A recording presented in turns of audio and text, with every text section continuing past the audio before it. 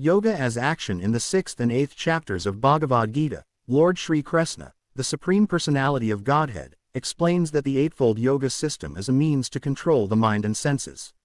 This method, however, is very difficult for people to perform, especially in this age of Kali, an age characterized by ignorance and chaos.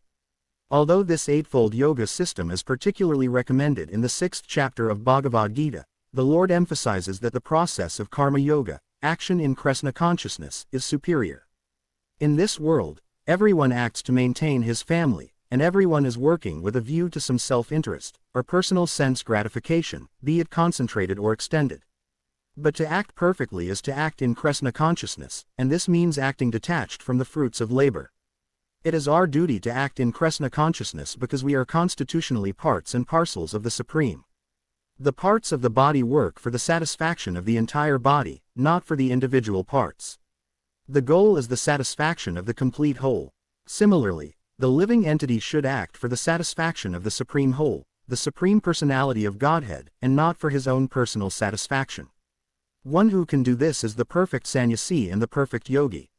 In the first verse of the 6th chapter of Bhagavad Gita, the chapter dealing with Sankhya Yoga, Bhagavan Sri Krishna states, Anasrita karma phalam karyam karma karoti ya sa sannyasi ca yogi ca na niragnir na kakriya.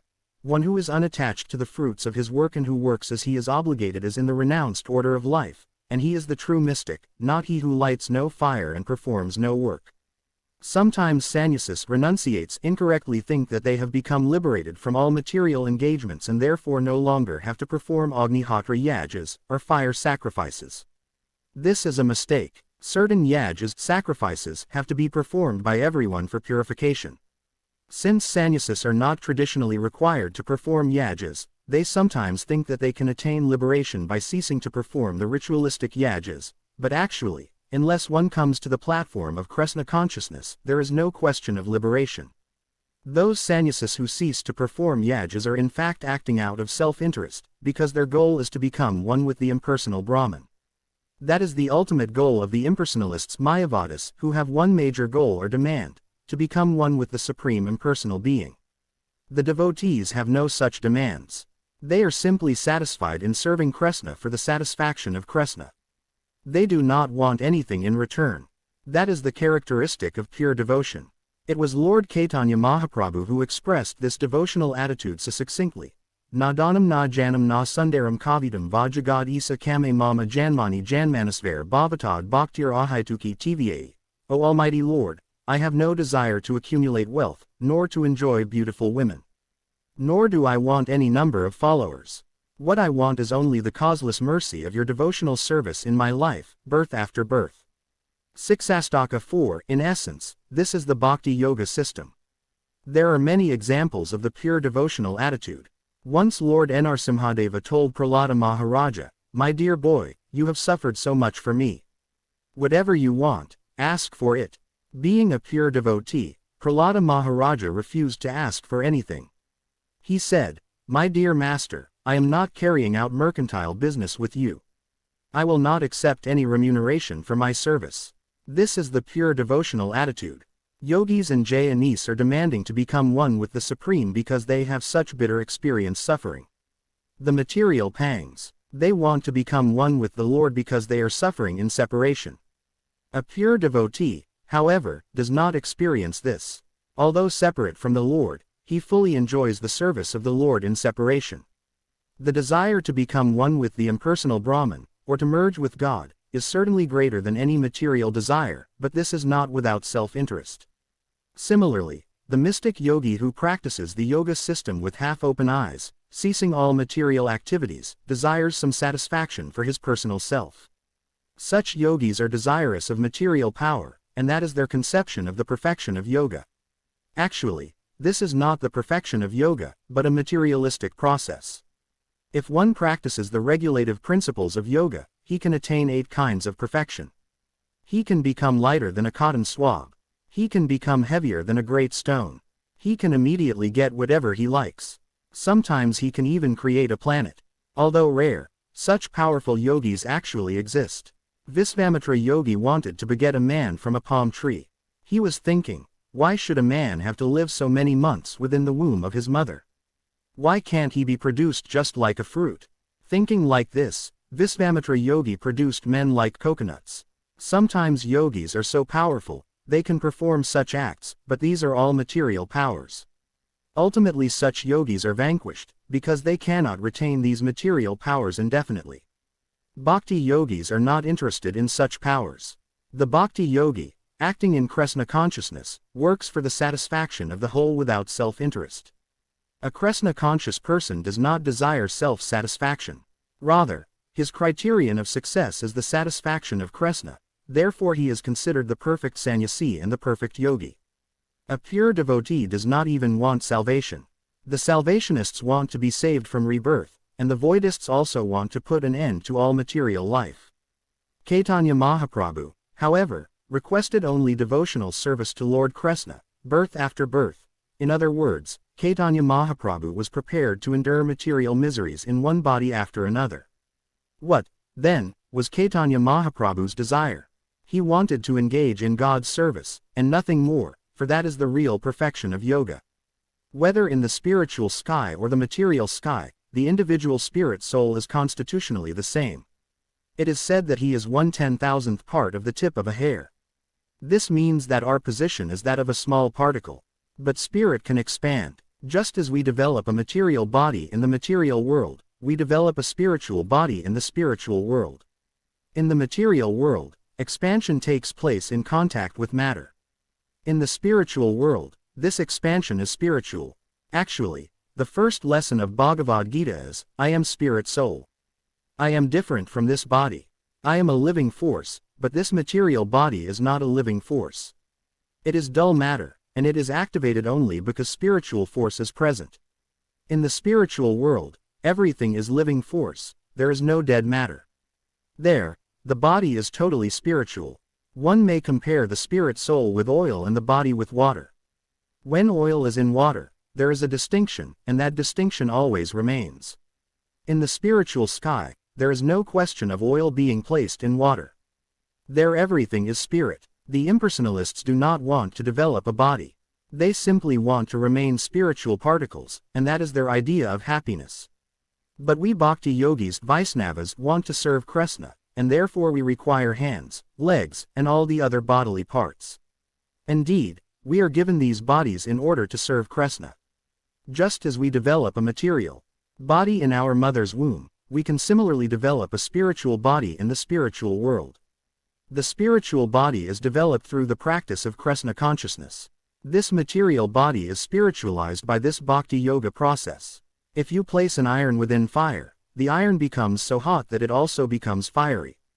When the iron is red hot, it acquires all the qualities of fire. If you touch something with that iron will act as fire. Similarly, although this body is material, it can become spiritualized through Krishna consciousness and act as spirit. Although copper is just a metal, as soon as it comes in contact with electricity, it becomes electrified, and if you touch it, you will receive an electric shock. As soon as your body is spiritualized, material activity ceases. Material activity means acting for sense gratification. As you become spiritualized, material demands dwindle until they become nil. How is this possible? In order for an iron to act as fire, it must remain constantly in contact with fire. In order for the material body to become spiritualized, one must remain constantly in Krishna consciousness. When this material body is fully engaged in spiritual activities, it becomes spiritual.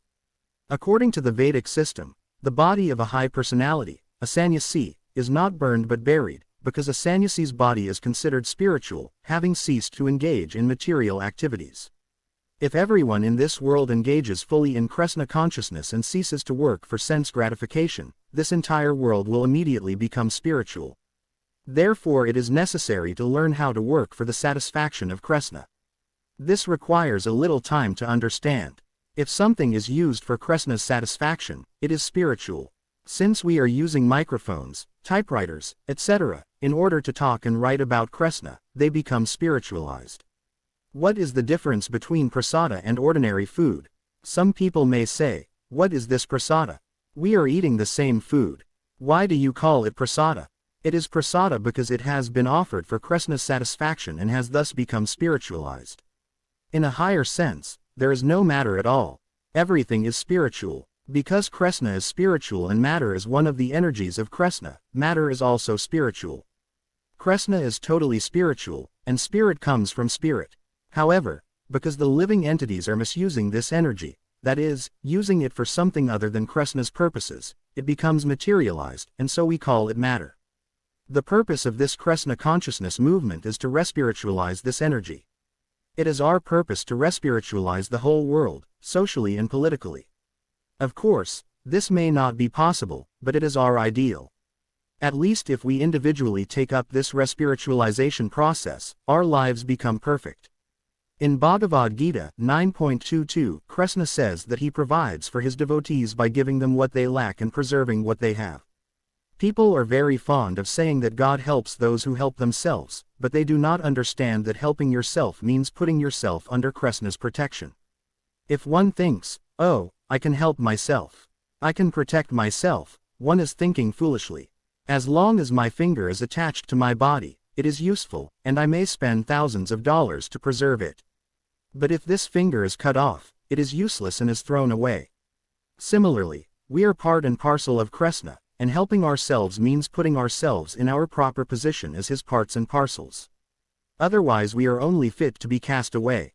The finger can help itself only when situated properly on the hand and working on behalf of the entire body. If the finger thinks, "I will separate myself from this body and simply help myself," that finger will be cast away and will die. As soon as we think, "I shall live independently of Krishna," that is our spiritual death, and as soon as we engage in Krishna's service, as his part and parcel, that is our spiritual life. Therefore, helping oneself means knowing one's actual position and working accordingly. It is not possible to help oneself without knowing one's position. Service means activity, for when we serve someone, we are acting. When we serve Krishna, we are preaching Krishna consciousness, or cooking, or cleansing the temple, or distributing books about Krishna, or writing about him, or shopping for foodstuff to offer him. There are so many ways to serve.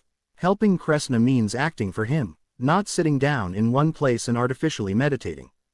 Krishna consciousness means activity. Whatever assets we have should be utilized for Krishna. That is the process of Bhakti Yoga.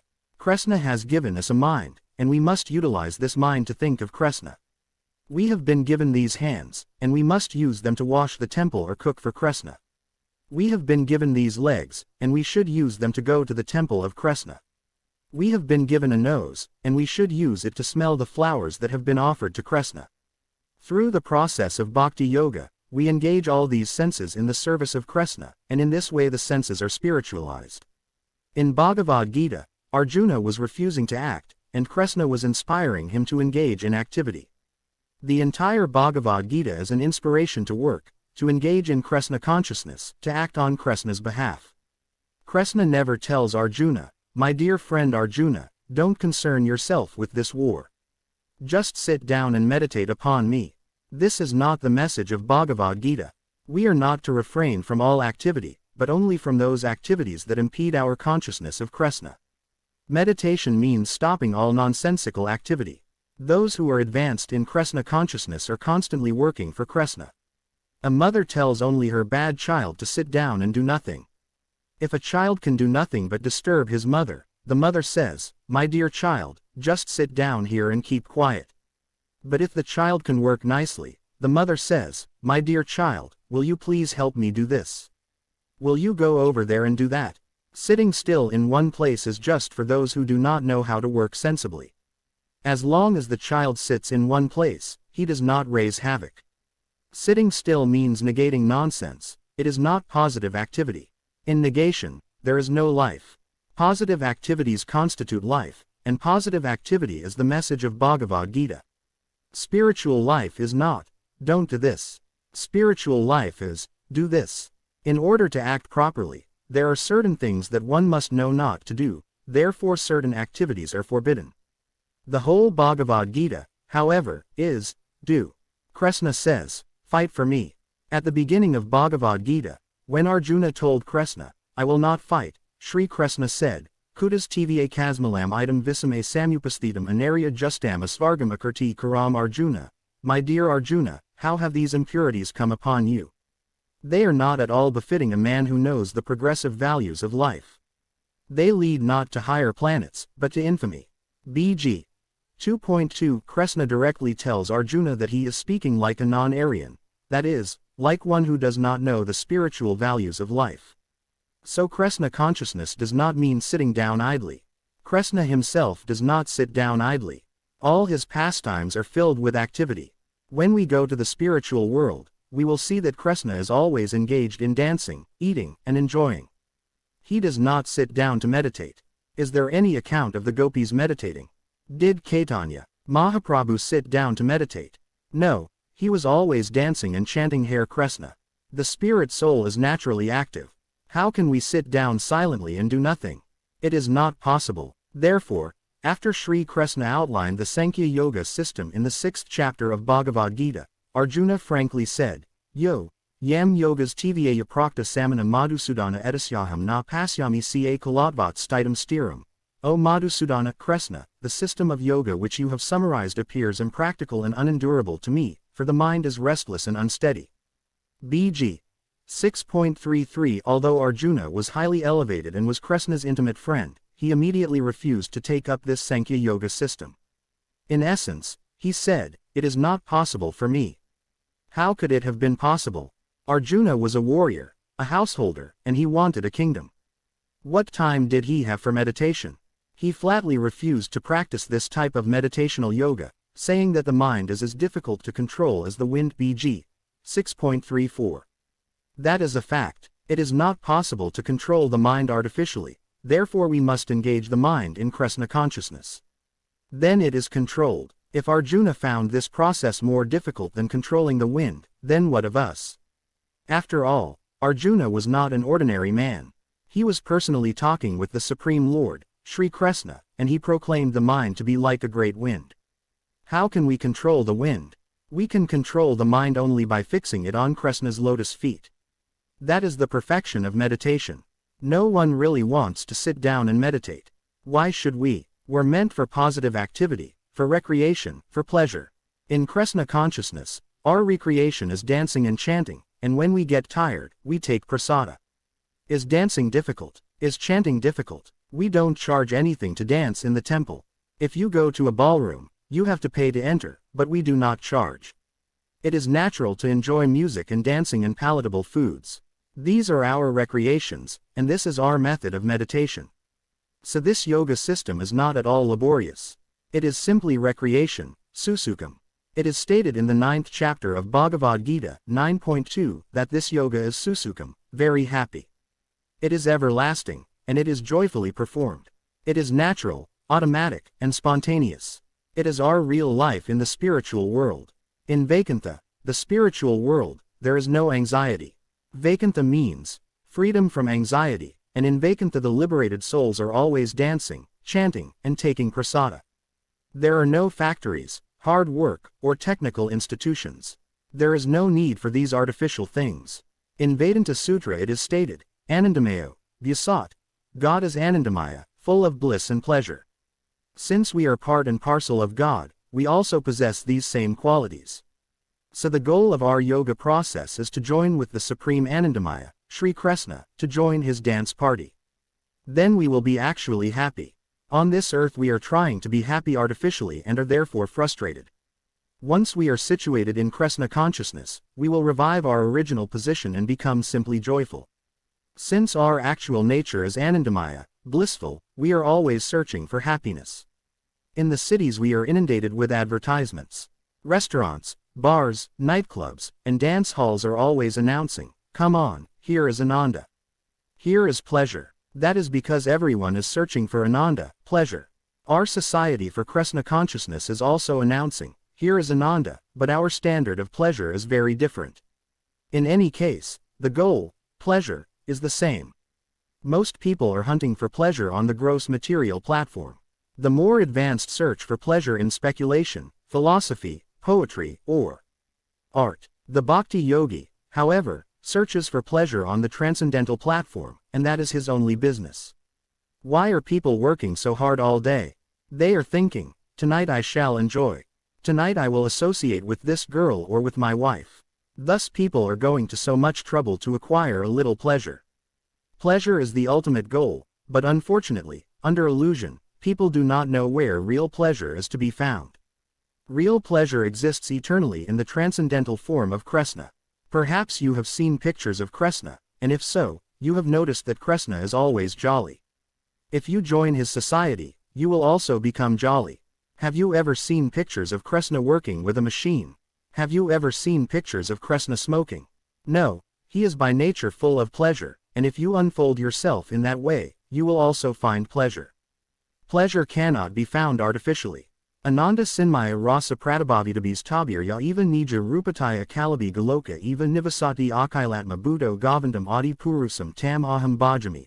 I worship Govinda, the primeval Lord, residing in his own realm, Goloka, with Radha, resembling his own spiritual figure, the embodiment of the ecstatic potency possessed of the 64 artistic activities, in the company of her confidants Sakis, embodiments of the extensions of her bodily form, permeated and vitalized by his ever blissful spiritual rasa. Brahma Samhita 5.37, the word rasa means taste, or mellow. We enjoy sweets or candy because of their taste. Everyone is trying to enjoy some taste, and we want to enjoy sex because there is some taste there. That is called adi taste. Material tastes are different because they are tasted and quickly finished. Material tastes last only a few minutes. You may take a piece of candy, taste it, and say, oh, that is very nice, but you have to taste another in order to continue the enjoyment. Material taste is not unlimited, but real taste is without end. Spiritual taste cannot be forgotten, it goes on increasing. Anandambudhi Vardhanam. Caitanya Mahaprabhu says, this taste is always increasing. Spiritual taste is like the ocean in the sense that it is very great. The Pacific Ocean is always tossing, but it is not increasing. By God's order, the ocean does not extend beyond its limit, and if it extends, there is havoc. Lord Caitanya Mahaprabhu says that there is another ocean, an ocean of transcendental bliss, an ocean that is always increasing. Anandambudhi Vardhanam Pradipadam Purnamurtasvadanam, Sarvatma Snapanam Param Vijayat Shri Krishna Sankirtanam. By chanting Hare Krishna, our pleasure potency increases more and more. One who has realized Shri Krishna is always living in Vrindavana, Vaikuntha. Although a devotee may seem to be living in some place far from Vrindavana, he is always living in Vrindavana, because he knows that Krishna is present everywhere, even within the atom. The Supreme Lord is bigger than the biggest and smaller than the smallest. Once we are fully realized and established in Krishna consciousness, we never lose sight of Krishna, and our bliss is always increasing.